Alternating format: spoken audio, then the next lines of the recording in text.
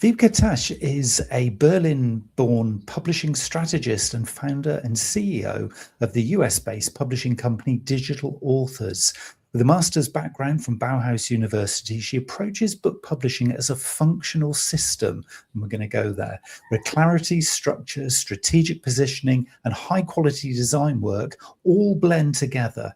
And she helps non-fiction experts turn their ideas into professionally published, market-ready books built for long-term impact. So we're going to explore how this might work for you as a marketer, as a business owner, and as a professional. Wiebke, welcome to the show. Thank you so much for having me. So there's a whole host of ways we can, I guess, sort of go deep into this conversation. And one of the things that I'm very interested in is how the whole idea of having a book or some kind of sort of core message within us can actually really open up the opportunity to publish something that can have a big impact.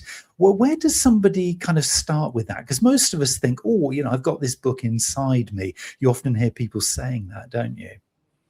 That's true. Every author I worked with said at one point, like, I had a book in myself and I had like this inner pressure almost, you know, to start writing a book. And also other people say, you know, especially like coaches and consults, they're working for a number of years and they develop kind of a framework working with their clients, which is very unique to their own approach and their own business. So they want to use this to, you know, publish a book and have like another element for like their clients, and so people can get to know them.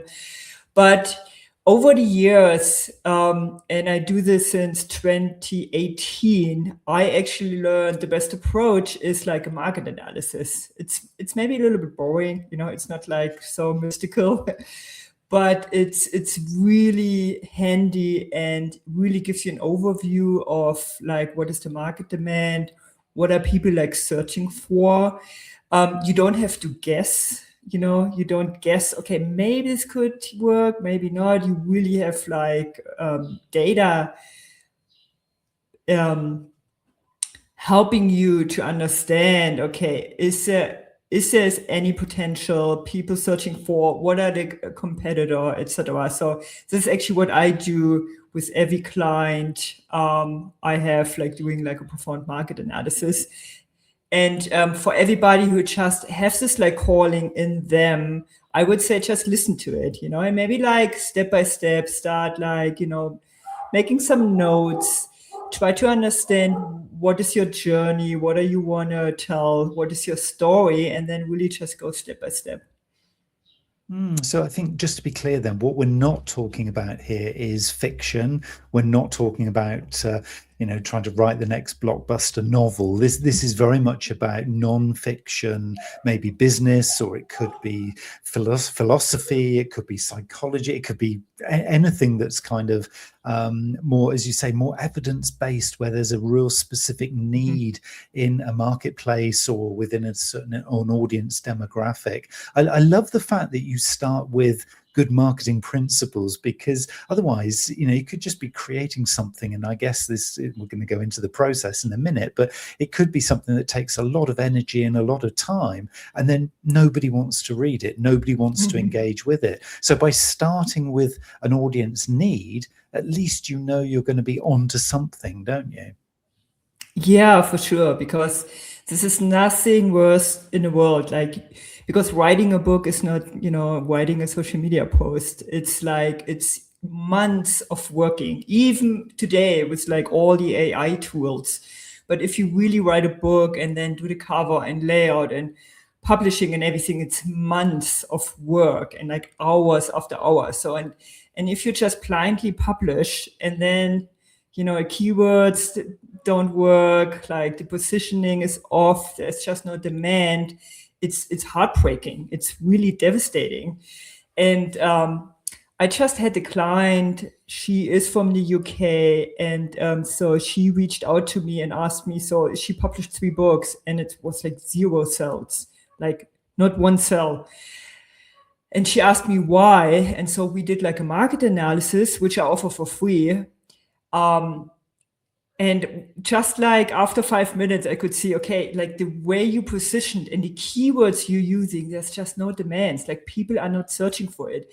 This is like more like a byproduct of the framework you offer, but you need to reposition the whole thing to make it successful. So this is why it's so important to start with a market analysis. And you also mentioned like the need from the readers. And this is something what is also super, super, super important. You need to understand the need from your readers and from your clients, and you need to understand their pain point. And so if you can manage to describe this one pain point of the reader, even in your title, this is really genius. Like using the pain point in your title or subtitle gets you so many people in, because then someone just reading your title and subtitle and having a nice cover understands, oh, this book is for me. They're talking about something I'm looking for. I'm looking for a solution this book is offering. So this is kind of like the very first steps to do, like, checking the market, understanding the need and the pain point of your readers, and then everything else is really based on this foundation. So it's interesting when you describe it like that, because I guess one of the key strategies there in terms of the positioning of a book like that is that you're looking to sell. You're looking to actually get some readers who are willing to part with money on whichever platform, whichever bookshop this publication appears in. Is there also an opportunity here to almost be creating a book where the actual sales of the book aren't the number one priority, and actually what it is, it's for a brand or a business to use it in a kind of almost a supporting kind of role? So if they're, I don't know, a consulting business and they're writing a book on a framework or a model that they've created, and they want to give it almost as a special to a client or as a prospect to help with the sales, is there a good kind of reason for doing it in that way? Does that work as well? 1000%, yes. I love this question. Thank you so much.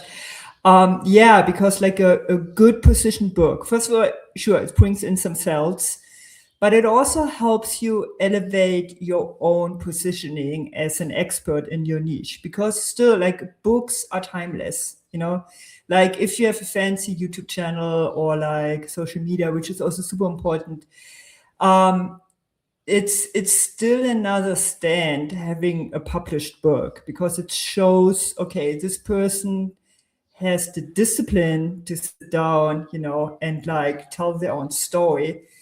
They have a story to tell, which is also, very important. And it's if you do it in a good way, which means like if you publish really like in a professional way, using your own branding and using the book as a tool to help you generating leads, like converting readers into your audience, it can really help you shorten your sales cycle, because it warms up people, so to speak. So when someone sits down for like at least a week, and reading your book, it's kind of like they really get to know you. They get to know you, your train of thoughts. They get to know you, your framework, and it helps you to, growing your audience. If you also put in like a reader's journey, so to speak, so to convert readers into your audience, and give them like a link or QR code, so you don't, just lose them, and really help them to connect with you into your audience.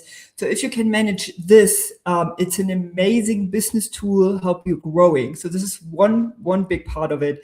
The other one is, there are like studies, and I saw numbers, when people publish a book, and there's nothing overnight, it's really like a process over months and sometimes years, people getting more like speaking gigs, like people have a purpose to go on a podcast tour, talk about their book and their framework. in a long run, people can increase their prices and attract more premium clients, because it's really level up your own standing in your business and position yourself as an expert in your niche. And like I said, if you do it in a really good way and like put your branding into it, it can like really help you be like the expert you want to be in your niche. And it's really important, this, isn't it? I mean, particularly at a time like now, where in many markets everything feels like it's a commodity. I can buy your product or your service from a competitor down the road, and the pricing is really sensitive, and it's just, we're all very, very similar. It's very hard to differentiate. But here, with what you're describing, is an opportunity to be very, very different and almost elevate above the rest of the market. And I think that for most industries and most businesses, particularly if you're looking to build a high quality brand, is so important, because this is something that's really valuable in its own right, isn't it? And it's something that can really sort of help you to, well, I guess, reposition your whole business. Yeah, 100%. So it's really, really, really key. I mean, are there certain topics that, in a digital marketing sense, I would be using the phrase thought leadership. So certain topics that you want to literally become the expert or the specialist in, and you then provide consistent content through, that particular subject. Would I guess a thought leadership topic would be the natural one to maybe begin the thought of writing a book, because it would be something you'd have a lot of background material, a lot of background evidence in, and then of course it would just by its nature be very aligned with the things that you're talking about in social media, for example. Is that a good starting point? And then maybe matching that with the evidence that comes from that first kind of research that you've talked about. It's interesting you mentioned thought leader, because I just did a market analysis last week and I checked thought leader for the book market, and there's actually no demand on this term. It's more like a LinkedIn, term to use. So again, like I said, the best way is I feel my best way is like doing a market analysis first, not just guessing and start, and maybe it's working, maybe not, and really understand the market. So for example, sometimes it's really surprising, like this example of thought leader, because of course we would think, this is like a hot topic, like everybody talking about it, so there should be demand in a book market, but it's actually not. It's more like a byproduct of an actual need, like the reader's looking for. Maybe they want to become a thought leader. They want to become, the expert in their niche. But what is the actual pain point? And so I would just sit down and really try to understand, why would people buy your book? Like, what can you offer?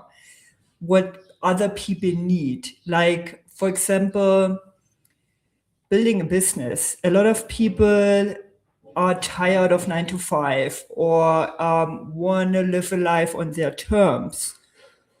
So if you are a business owner helping, people create their own business, and overcome like obstacles in, in a working force, etc., and they want to like, go all in. So think about what is the need? Like, what are people searching for? What is their pain point? And maybe the pain point is, they're not, they're working for someone else. They're not free in their time. They're not free in how they make money. They're not free in when they take vacation, when they take off. They have to do what other people say, or tell them to do. So this is kind of like the first steps I would do to really break down, what is my offer, what I'm offering, what is the pain point from people, what are they searching for, how can I help them, and then make some notes. And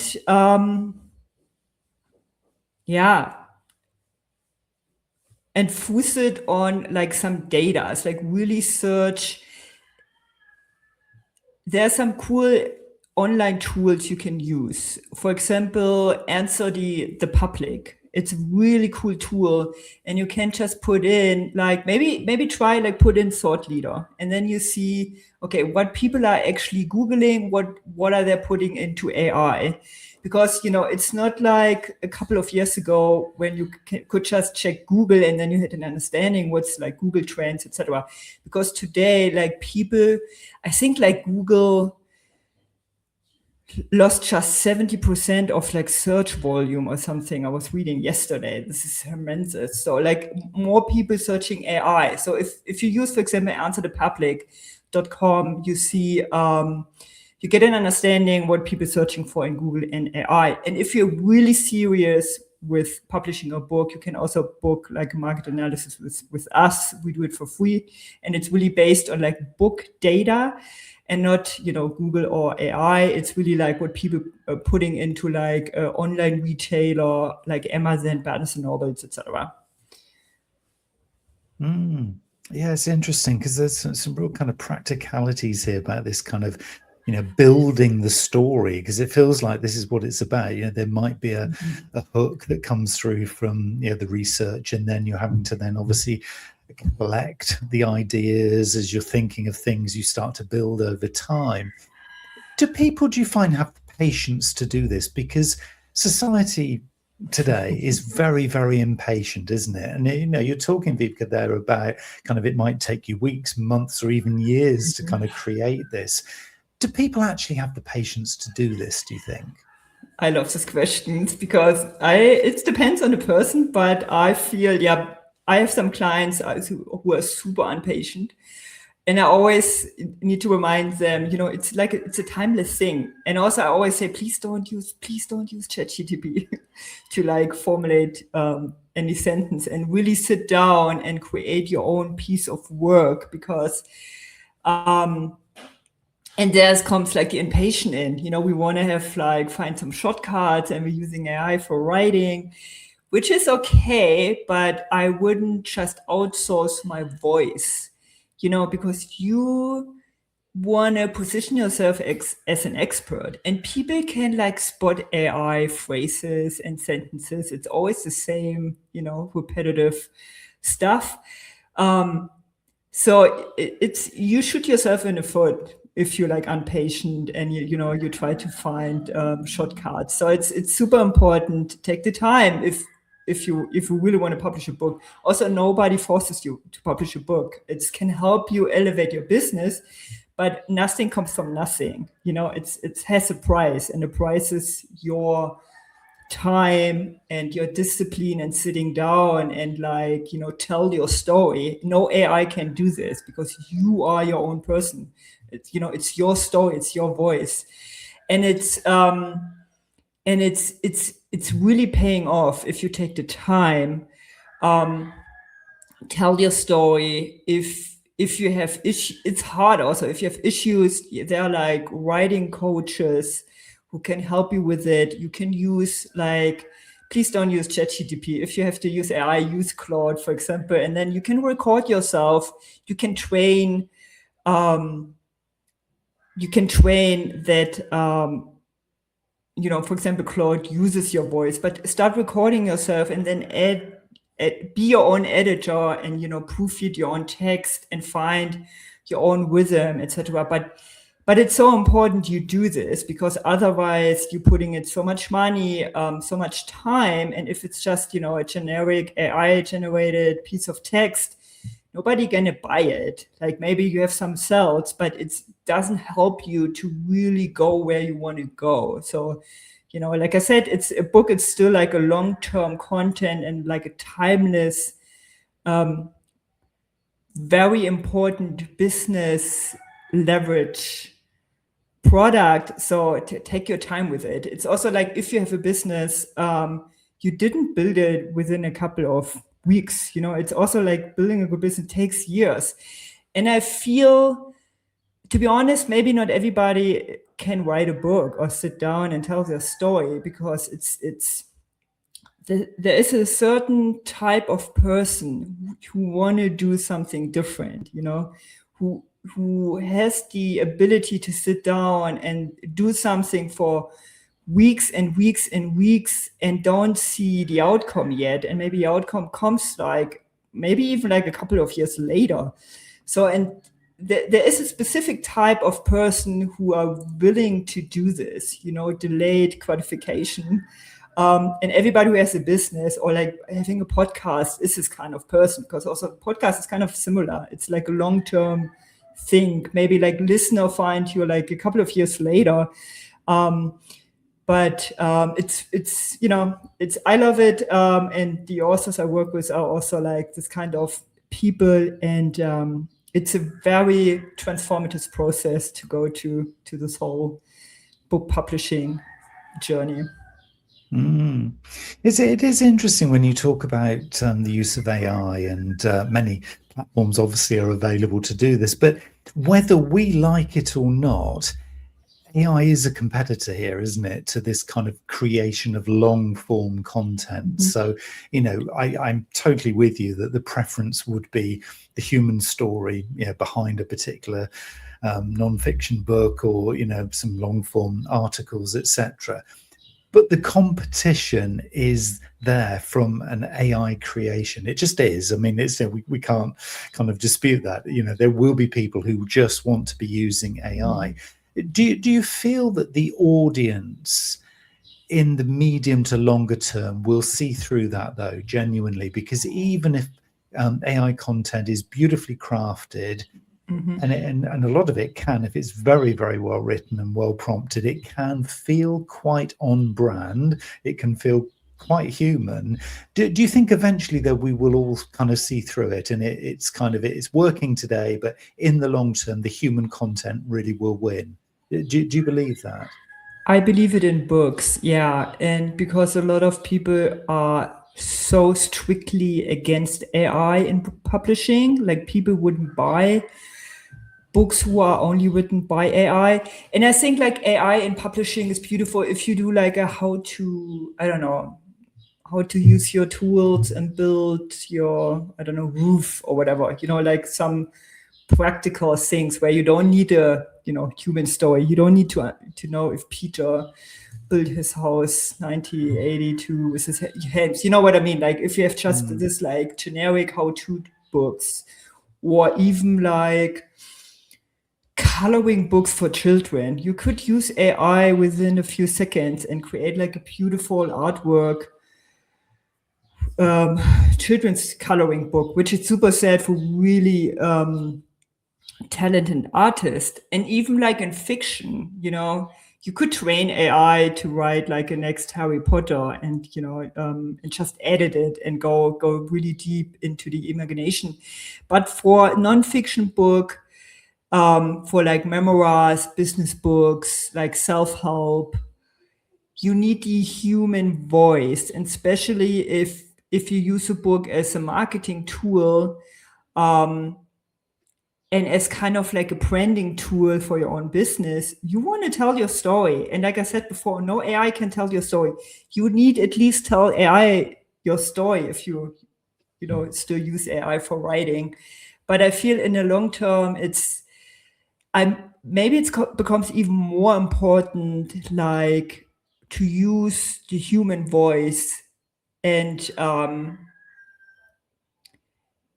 also for people who buy books, I know so many people in my network who say, I can't see myself even buy a book which is AI generated.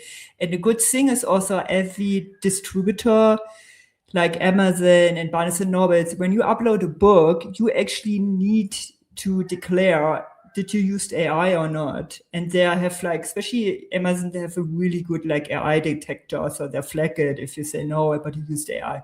So there are some regulations already in place to flag what is AI and what is, the human voice. And I feel especially with AI and the rise of AI, the human voice becomes even more important. And I'm just thinking about audiobooks. At the moment, I listen to Becoming from Obama Michelle Obama. It's a wonderful, wonderful book, and she tells a story. And I'm just like, I don't know, chapter 3, and she's still in her, youth. And she tells the story herself. So it's really her voice telling the story. And I'm so into it. Like I especially love audiobooks when like the author tells their own story, because it's so authentic. And I feel you can't replace this with AI. Like people want to hear stories from other people. They don't want to hear AI telling something generic. People connect with stories. People connect with other people. And I think this becomes even more important in the age of AI. So let's just say a little scenario here, because as you're describing this, I'm realizing I wrote a book quite a few years ago now.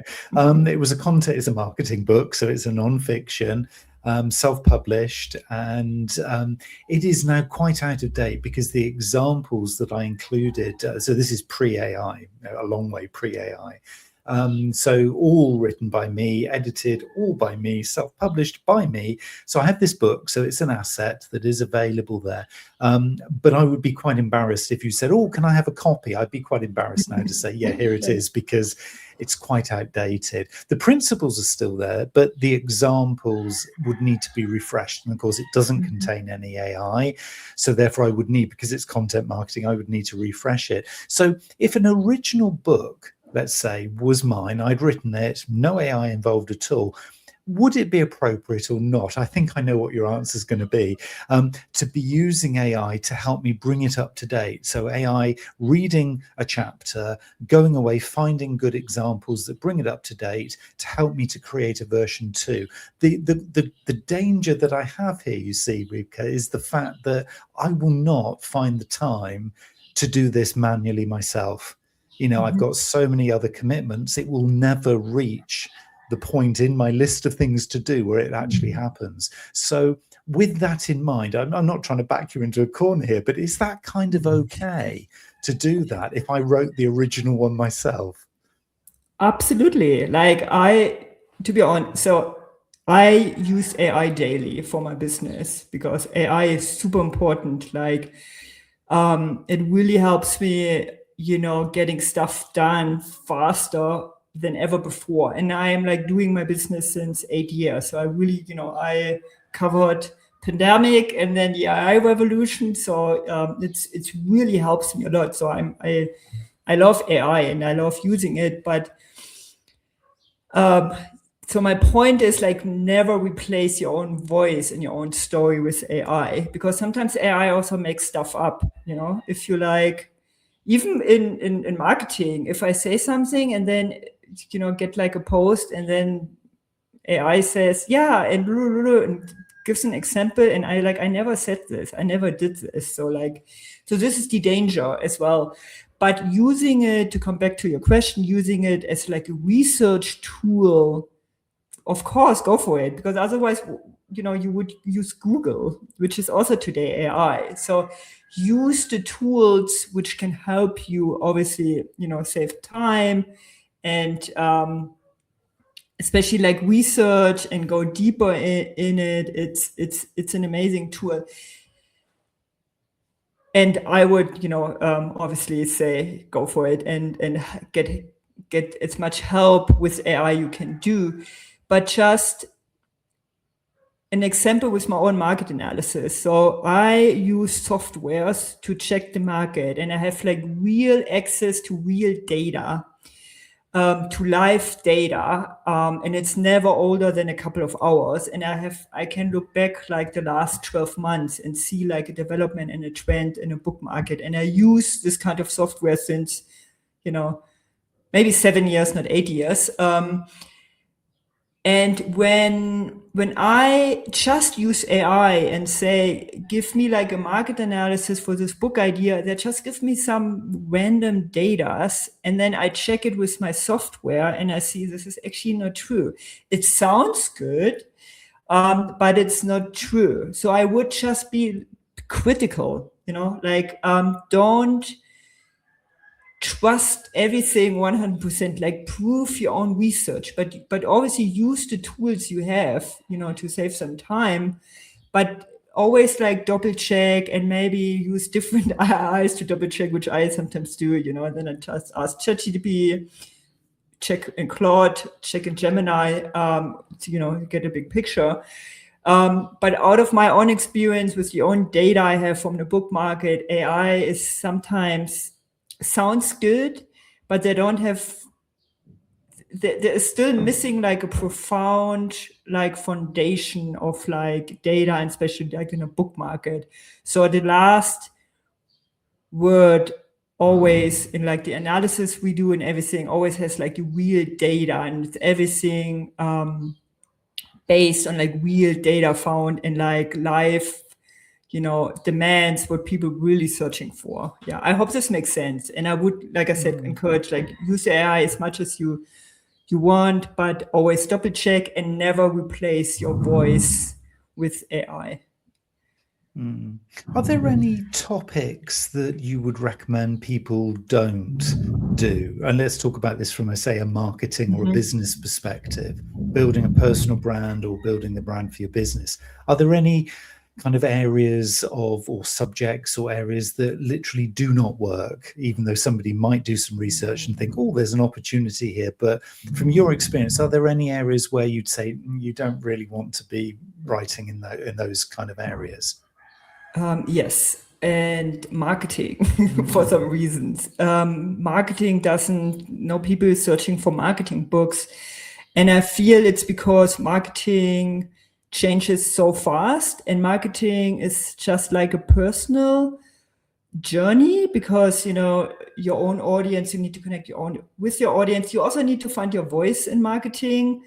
And marketing is more like testing. You go for you do like A/B testing, etc. So I don't know. There's no demand on marketing books, so I wouldn't publish any marketing books. There's a little demand on branding, and you see this all comes back to positioning. If you have like a marketing agency and think, okay, I'm going to publish a book in marketing, and then you do like a market analysis with us and we find, okay, there's no demand in marketing, but there's demand in branding. So you can like reposition yourself with the book in branding. So there's like market demand and stuff. Another example would be digital nomad lifestyle. I know especially like a lot of Europeans, love traveling, and living like on, I don't know, all kinds of islands all over the place and working remotely. And if people, I feel a lot of people are like digital nomad coaches and help people, like how to set up this lifestyle and go for it. But in a book market space, there's no demand. Like people don't buy books in a digital nomad lifestyle. And maybe it's because it's better 101. It's changing so much and it's so personal that it's a book doesn't make sense and people just don't want to buy books. Or Tim Ferry's book, The 4-Hour Work Week, did such a great job, so nobody else buying any other books in this niche. I don't know, but I just know the data, and this there's just zero demand, which is super surprising for me as well when I do market analysis, because I could swear a lot of people want to have this lifestyle, but nobody wants to read a book about it. Yeah. It is interesting, isn't it? Because we all make so many assumptions. It's like, oh, well, that must be, or that cannot be. And then, as you say, when you do the research, that uncovers the truth. Is there a difference, really? And again, does this matter? Writing something that's maybe a generalist kind of book versus a niche book. I've always been of the mind as a marketer that niche is good because you can identify maybe with a smaller audience, but generally they're going to be more engaged and they'll be able to really understand the message. But is there a difference between writing for niche and writing for something more generic? So the riches are in the niches, the saying. I fear niches are more profitable because it's just easier for like a first-time author to position themselves in a niche, because just like the competitor are like relatively low, So there's a higher chance that the book shows up in the first couple of pages, like on Amazon and stuff. Otherwise, people don't scroll to like page 3.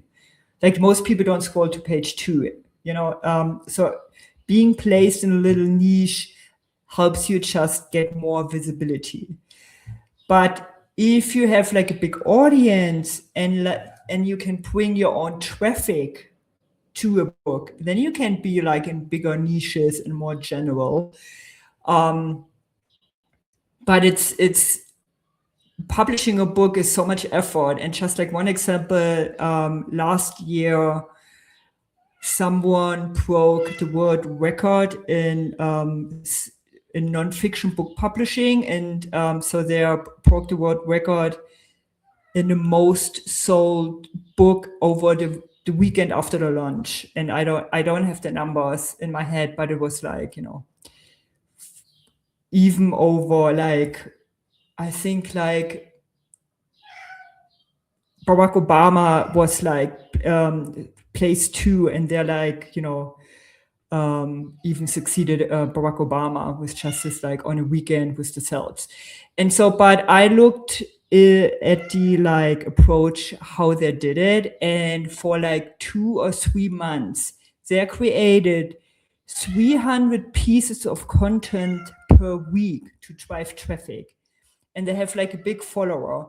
And so if you're able to do this, if you can hire like a good like marketing team and like pushing out 300 pieces of content per week, which is a lot of content, and then you are able, to like really break through any records and really succeed with your nonfiction book and like, push so much traffic on your book. But most people don't have this. Like it's first of all a lot of money to hire such a team, and then the pieces of content needs to be good, and then there's a lot of ads budget going into this. So yeah, if you still like, I would say if you have like under 100,000 followers, it's better to find a good niche and place yourself in a niche and then grow from there. And maybe if you are consistent and over the years, maybe you can, reach a bigger audience and like grow as the expert in your field, and then you can hone in on like the bigger niches and the more general topics. Oh, Wiebke, I think we need to kind of direct people towards your website and towards a little service I think that you offer, which enables people to figure out if their idea has some traction, has some potential. Where should they go? So yeah, visit me on digital-authors.com. You say it different in English. You say digital, what was the word? Digital Python-authors.com, was it? Okay, thank you. We'll put the link in the description, everyone. So, but yes, You've got it right, Wiebke. Thank you so much. Or like on LinkedIn, like Wiebke Tasch, LinkedIn, and I'm sure you also put my name, and I give you my LinkedIn link. And then everybody who is serious about publishing, book like a free market analysis, and we're really checking the market. And you probably are surprised, what we find and like the ideas people have, and then really checking like the demand. It's usually like eye-opening what's possible and what is not, and helps you, like as like a first step in a foundation in your book publishing journey. What a wonderful thing to do before committing too much energy and time and obviously money to kind of going all in. It's always good to do the research in advance. And I think for me, that is the big takeaway from this conversation, is doing that background research is by far and away the most important thing to do. And yes, you might create a wonderful book at the end of this, but doing that research up front is the thing that is going to decide whether it's going to work, it's not, whether you'll enjoy it or you won't, and to identify, what that key topic is going to be. Wiebke Tasch, thank you so much for your time today. It's been really, really useful for all of us, really understanding kind of where books fit into marketing and business. So really appreciate your time. Thank you so much for having me.